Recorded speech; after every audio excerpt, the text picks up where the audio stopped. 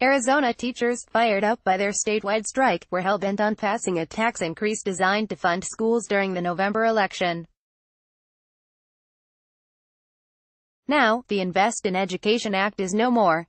Arizona's Supreme Court kicked the initiative off the ballot on Wednesday. Teachers behind a protest at the Supreme Court was scheduled for 4:30 p.m. Thursday, to basically take away the voice of the 270,000 voters that signed the petitions. "I think it's a real shame," said David Lujan, an author of the ballot measure and the leader of the liberal Arizona Center for Economic Progress.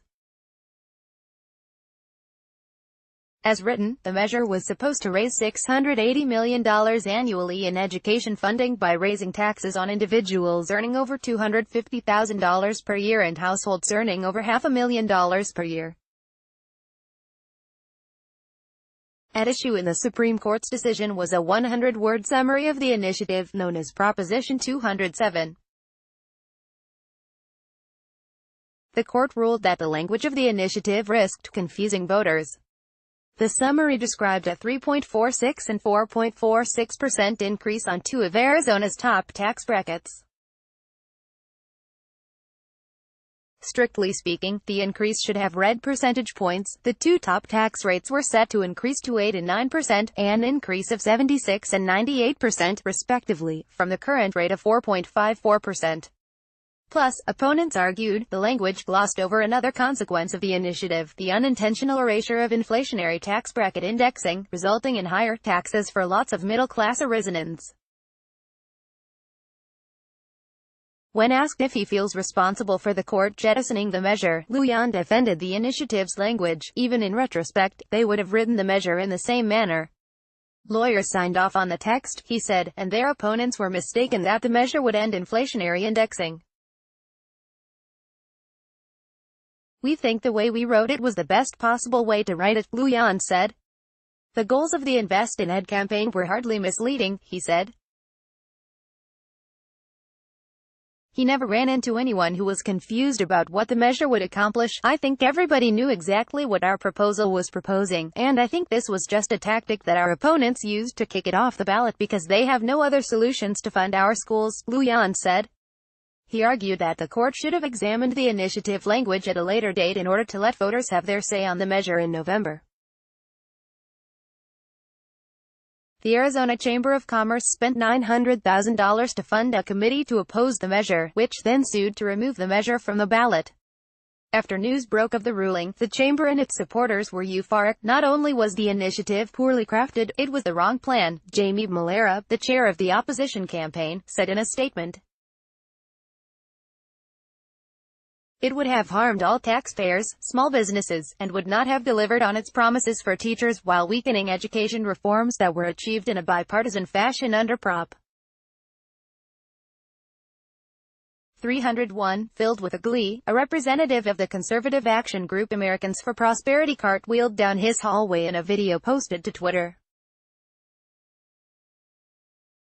In the aftermath of the court's bombshell ruling, Arizona's teacher activists vowed to remember in November. "Any politician who has been part of this effort to stifle the will of the voters will pay the consequences.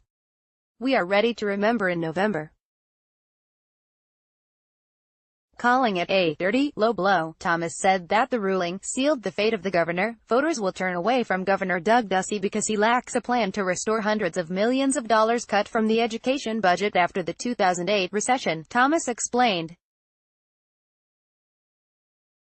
He added, "Don't mourn, organize." David Garcia, a strong supporter of Invest in Ed who won the Democratic nomination for governor on Tuesday, blasted the decision. "The stakes for the race for governor in Arizona just changed utterly and irrevocably. We must elect pro-public education candidates up and down the ballot to prevent this kind of corruption in the future," Garcia wrote on Twitter. Garcia has endorsed raising taxes on the top 1% of earners and closing corporate loopholes as a source of sustainable education funding. Invest in Ed supporters say that the legal battle and court ruling is highly political, pointing to the makeup of the Arizona Supreme Court. Legislation signed by Ducey in 2016 expanded the number of Supreme Court justices from 5 to 7. At the time, Ducey argued that more justices would allow the court to handle more cases. Since he took office in 2015, the governor has appointed 3 justices to the court, including the 2 new appointees. Garcia claimed in his statement that the Supreme Court, staffed by Ducey, ignored the will of the voters. That didn't stop Invest in Ed supporters from decrying what they saw as corruption on Arizona's high court.